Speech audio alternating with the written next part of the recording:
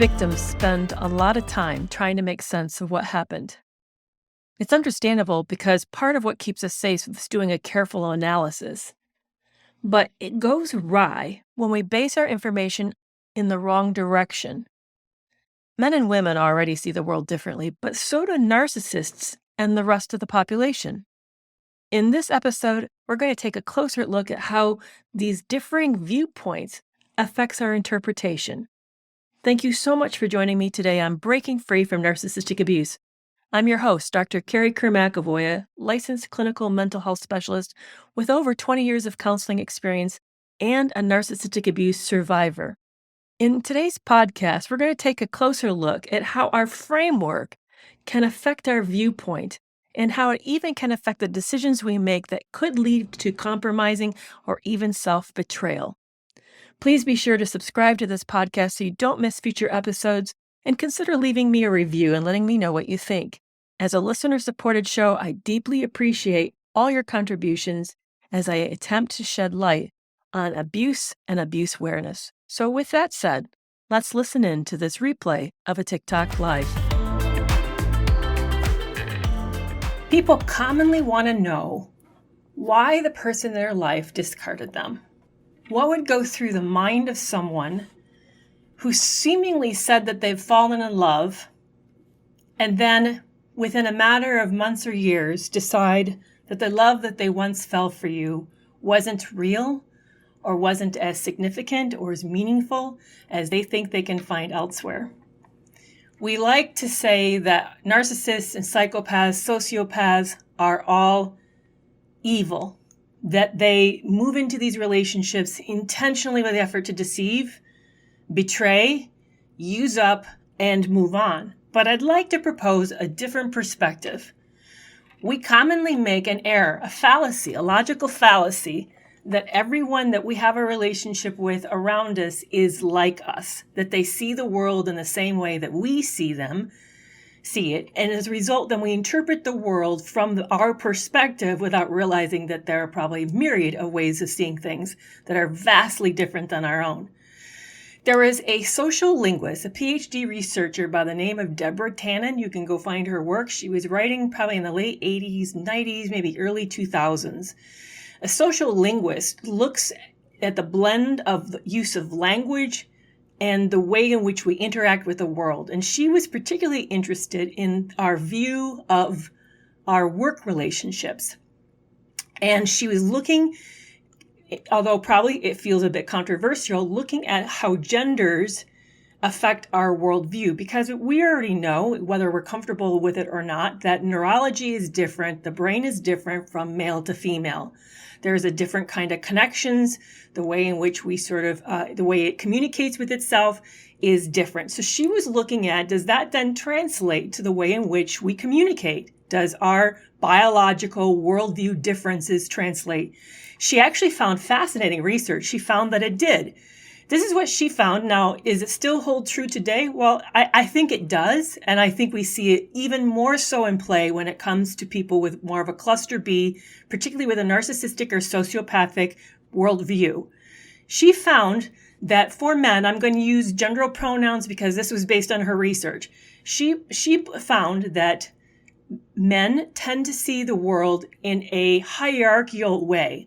They were aware of who shows respect, who's deferential, who submits to whom. In fact, if you look at the major Fortune 500 companies, it reflects that structure. There's a ladder structure. So you start out as at a low level, you're a coworker, and then as you're promoted, you move up the ladder until sort of like it comes up to a pinnacle to where you're the CEO, the director of the company, or the president of the company. So if you look at the way that companies are structured, it informs us of how we tend to view the world. At least some of us view the world. She found that women view the world more viewed from the relationship, and that makes sense. That women tend to be more concerned about the connection with each other, maintaining a healthy connection, not jeopardizing it to the point that will lose parts of ourselves, or maybe we'll extend ourselves in a way to take care of the needs of someone else. She even found that this translates to the language we use. Women tend to use more abstract language. We tend to be less confrontational. We tend to read more into what's being said. We're not as direct. Whereas men, if you listen to men's kind of communication, it tends to be less concerning about the connection. It assumes the relationship is enduring and resilient, and it tends to be more informational, logical, and structured and direct. So it's very interesting about how the way that we see this. Now, so let's take this for a second. Let's take this perspective and then put it in the mindset of a narcissist sociopath, or narcissists and sociopaths. Imagine that you have a worldview in which it's a very threatening place. You've not gotten your needs met, whether it was because you were born that way and you view it that way, or because literally your world wasn't that safe. And you see things competitively. And if you lose, it's a detrimental sort of like catastrophic loss, a loss maybe even to your life or self. You're not going to be so concerned about the relationship. You're going to be concerned very much so with your survival. So when you move into a relationship with somebody, you tend to have less of a concern of the maintenance of the relationship, and you're more aware of governing how well the relationship is serving your needs. There is another fascinating piece of research that kind of ties in and supports this, and that is they looked at the use of words. When does a man consider themselves in a relationship? When does a woman consider herself in a relationship? When do men consider their relationship over? When do women consider the relationship over? Interestingly enough, when they just ask the simple question of, are you single or in a relationship? Men tend to say they're single even when in a relationship, unless there has been a structured form of overt commitment like marriage. Maybe not even moving in together. They might still say that they're single, but there has to be some change for them at some point to see themselves as moving from single to relationship. Now they ask the same question of women. Women would see themselves in a relationship much earlier. They see themselves as once they see a relationship forming, they would say, I'm in a relationship. And they see themselves in the relationship until the relationship is, they've already moved out, moved on, and maybe some of them might wait as long as till the divorce is over. Whereas men, the separation, there's even a break in time, they may say, I'm suddenly single. So the same mindset that Dr. Tannen noticed in the workplace of a hierarchical, more of a self-oriented, protective of self orientation that men tend to have, she found, and women tend to be more relational, more caretaking of the relationship. You can even see it in this very simple design research study that the mindset is the same even around relationships. So how does this connect to narcissistic abuse, psychopaths, narcissists, and all of this? Because the big question people want to know is, how can someone move on?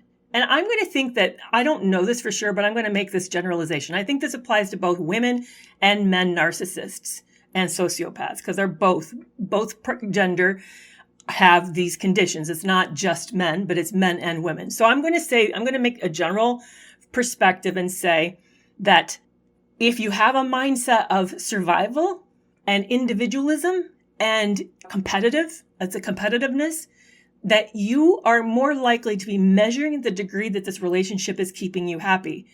And if you already have an innate problem with feeling restlessness, emptiness, and boredom, then they've already found that narcissists and psychopaths, sociopaths have a hard time making a transition from the infatuation stage into the committed stage. Because the committed stage is moving from, can I make the sale? Can I convince you to get into a relationship with me? To where the committed stage is, can we set goals, live life, do life together, find other more enduring ways in order for us to connect? And they already have a trouble making that jump. And if they have trouble making that jump, and on top of it, they have a very egocentric, very hierarchical, very self-centric view of what's this relationship doing for me, then they're more likely in a very rapid way of seeing themselves as, this is not meeting my needs, and immediately moving on. Now, it's interesting though. This is the part that I know really puzzles us, is that we find ourselves then, why then does this group already line up supply? If they're not relationship oriented, and they certainly don't care what happened to the relationship with me, Why then they already have the new person identified and have already moved into that? Because again, you have to view it from don't view it from a relationship standpoint, view it from a self-serving standpoint. If you know you need food to survive and you're in the wild and food is scarce or at least precious, costly, you're going to make sure you always know where all the food sources are so that you never run out. You're going to literally move from one food source to the next food source. That's very different because it's a survival mindset versus the relational mindset is, oh, I want to take care of our relationship. I want to make sure that both of us are doing well. I need to keep this connection with this person. So I'm going to make these sacrifices in order to make it. So it's a completely different mindset, which then throws those of us who have a more relational viewpoint. It seems callous and we feel like we're not important and like we didn't matter. And in a way, you did and you didn't. You mattered enough that while it worked, they appreciated what you brought, if they can, in a very shallow way. But the minute that it ceases to meet the need for excitement, for adoration, for, keeping it interesting, exciting, once that is over, then they move right on to the next relationship, hoping that somehow they're going to fix it, meet their internal needs, and then it's going to be better. Now, here's the part, back to the question, is this evil? Is this, what's their accountability around all of this? Should we see them as demons, from the get-go? I think the part to me that I see is the most toxic part. Yes, it's wrong to get into a relationship, use a person, move on. But what I particularly find that is unethical, even immoral, is a recognition when you start to see the devastation that you do to the lives of those around you, and you recognize this is harmful, but you persistent. In other words, if you do it a time or two and then think, whoa, this is not working, I need to find a better way. I can't live with myself being this kind of person. This is not who I want to be. I think when you start to recognize that and then overlook it, continue to persist in that pattern of lifestyle, that's where your accountability, your responsibility skyrockets. And at that point, in my opinion, you've crossed over, and I find that very reprehensible. Now, all of it's not good. It's an immature way of connecting, but there comes a point when we are responsible for the way in which we see ourselves and become better people. I once heard this statement. I think it's very true. Every day you're either moving towards your better self or you're moving away. We have a responsibility to be constantly moving towards our better self. To the degree that we sort of like throw it away, throws our hands up and say, I can't, it's too hard, or I don't like it, or it costs me too much. That's on us. That is on us. Are you at risk of being targeted by a dangerous man? What type of women do narcissist and psychopath males seek out? And what can all of us do to protect ourselves so that we're less at risk of being abused by these toxic people? If these questions intrigue you and you'd love to know the answers, then please join me for an upcoming interview on November 10th. I'm going to be meeting with researcher, author Sandra L. Brown. She has spent her lifetime working and researching dangerous types of men. Let's find out how we can reduce our exposure and what we can do to begin to protect ourselves better by identifying the risk factors. Get your tickets through the link in the show notes, and no worry if you can't make it the night of the event, because all ticket holders will receive a complimentary replay after the event concludes. This is a webinar you don't want to miss.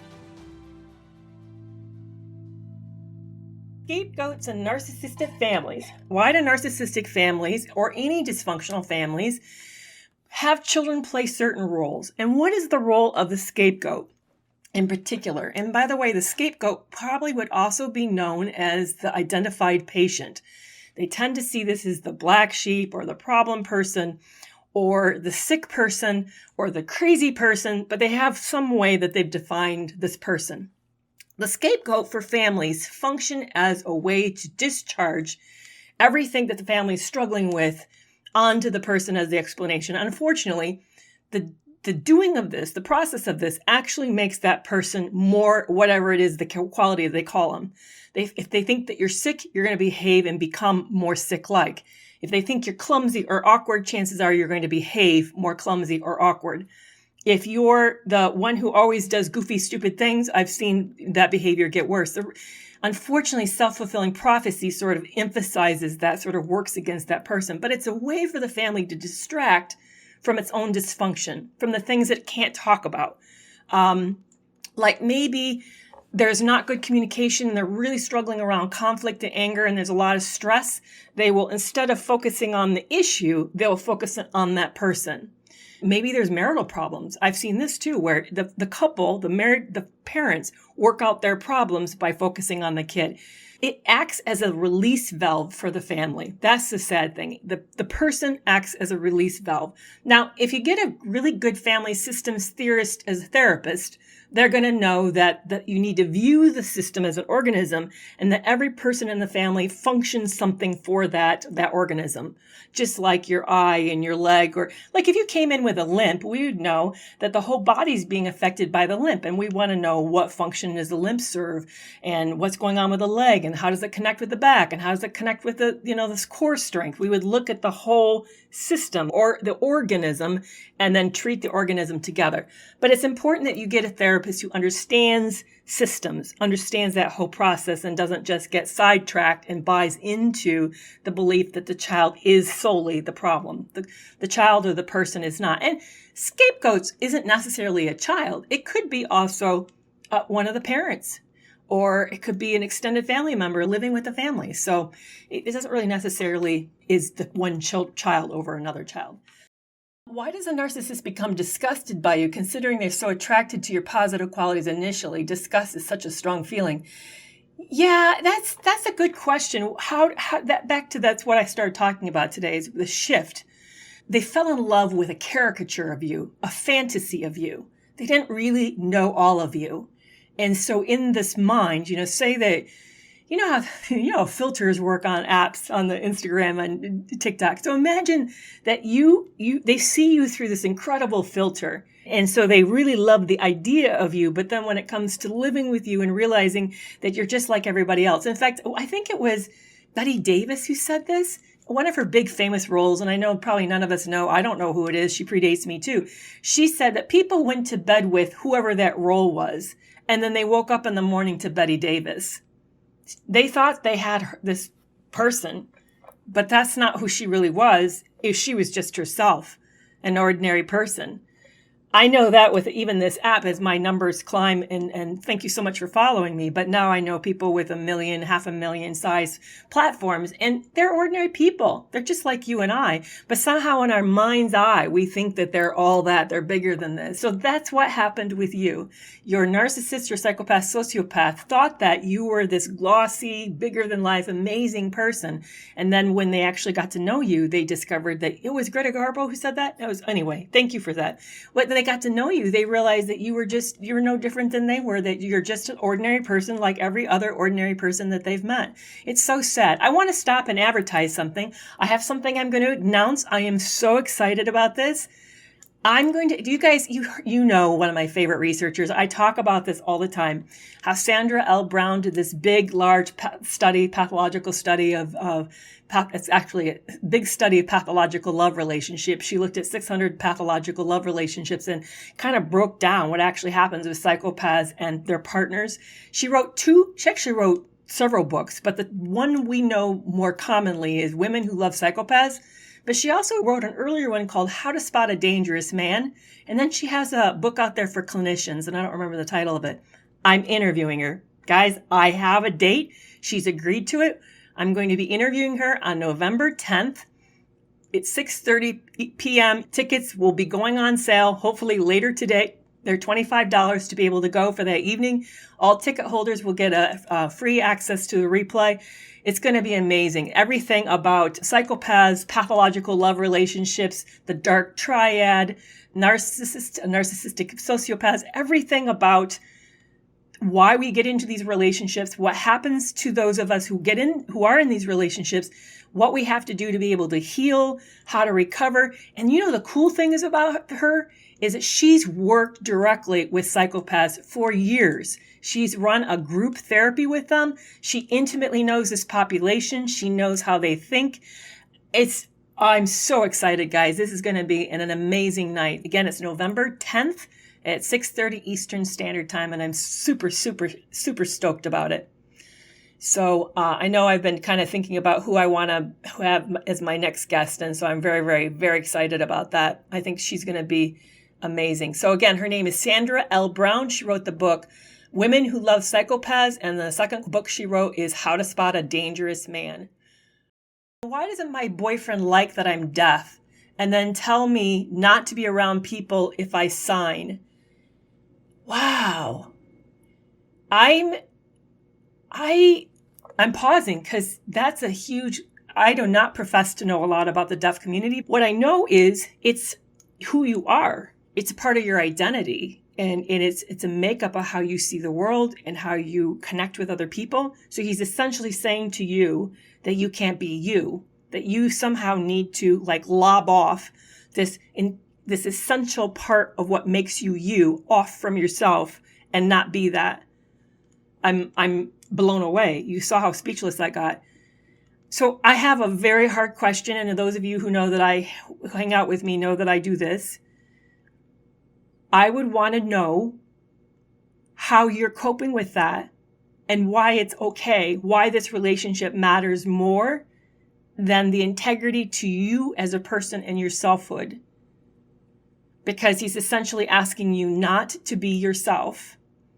Now, that's back to where I started today. And I always find it interesting how we kind of segue into where I'm talking about. I was talking about what we do to keep what we will willingly sacrifice in order to stay a relationship. And some of us, many of us, especially if we're on the female gender, we're more likely to put the relationship's needs above our own. Whereas those that we're around that are, particularly who are narcissistic or psychopathic, are not. They are much more self-serving. But there comes a delicate point where we have to make a decision of at what point is it becoming a self-betrayal in order to maintain a relationship. And I think any healthy relationship that really loves and respects you would not want you to essentially literally cut off, I'm trying to think of the word, when you decapitate a part of yourself. I don't think that they would ask you to lose that big, massive aspect of yourself. So I would really ask you to reassess why you're persisting in a relationship that's asking you not to be you. So I can't give you advice so much to how to help him create more space for you, because here's the issue. Okay, say that I do give you really great advice and you work around this issue, but what is going to happen is it'll show up in some other way where he'll ask you for another sacrifice that is another sacrifice of self. So it will happen in this repeated way to where you're asked to give up who you are in order to serve him and serve the relationship with him. There's where I think we as victims have a responsibility. This is where I made a mistake and then sometimes I get leveled criticism from my book, Love You More, The Harrowing Tales of Lie, Sex Addiction and Double Cross. Why did I stay so long? Why did I put up with so much? Why was I so patient? Because there was like betrayal after, if you read the book, you just see how I am like swamped over and over with betrayal. And I keep holding on this perception of hope. So when I'm talking to you, Loopy, I'm really talking to myself, is that there comes a place where we realize that love respects us. Love protects us. It has us as a best interest. So if you're not being loved like that, then you're actually not being loved at all. That's what I couldn't see, is that I was then not loving myself by persisting in a relationship that was castrating me and devaluing me at a severe level. So yeah, I could probably give you advice about but I would tell you, you hold on, you be you sign, you communicate in the way that works for you as a way for you to engage in the world. And if he can't deal with it, accept that, then that says to me, he doesn't know you and love you enough. And you are worth so much more. Wow, that was a lot today. I'd be curious to know what you think of the issues that were proposed. Have you been in a relationship that asked you to compromise or betray an essential part of yourself? What did you do? I'd love to hear how you handled it, because I know a healthy relationship requires a delicate balancing act between protecting the needs of the relationship while also holding on to our autonomy and individuality. Drop me a comment and let me know what you think. DM me on Instagram or send me a note via email. I'd love to hear from you. And have a great weekend. Until Monday, bye-bye.